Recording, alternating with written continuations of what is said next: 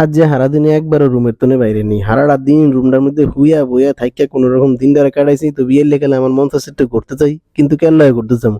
আমার তো কোনো বন্ধু বান্ধব নাই। তো আমার বন্ধু বান্ধব লাগেও না, আমি এর লিগে একলা একলাই ঝালমুড়ি খাইয়া আয়া পড়ছি হাসপাতালের মধ্যে।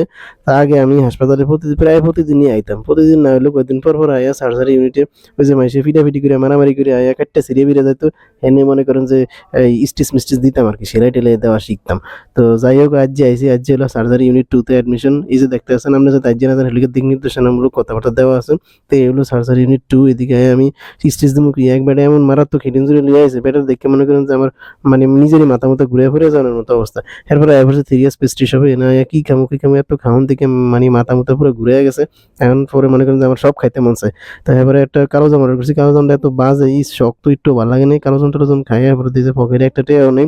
এরপরে আইটি রুমের দিকে রওনা করছি। যাওয়ানোর সময় একটা সুপার গুলো গাম কিনে লইছি, কারণ আমার পুরান জুতা নিয়ে নতুন বানাইতে হবে। তো এটা হলো আমার মেডিকেল কলেজ কমপ্লিট শাটডাউন, কিন্তু এখনো চলতে আছে। রাতের বেলা অনেক ডগ দেখা যাইতেছে, দেখছেন? তো হলের সামনে আমার বন্ধু কেডি কল্লোল ডালির লগে দেখা হয়েছে, কেডি কল্লোল ডালির লগে পরে কথাবার্তা কয়ে আমি রুমের দিকে আয়া পড়ছি। তো আজ যে হলো আমার ভোলা জেলার বাসার ব্লগটা এনে শেষ করছি। সবাই আসসালামু আলাইকুম, সবাই ভালো থাকেন, আল্লাহ হাফেজ।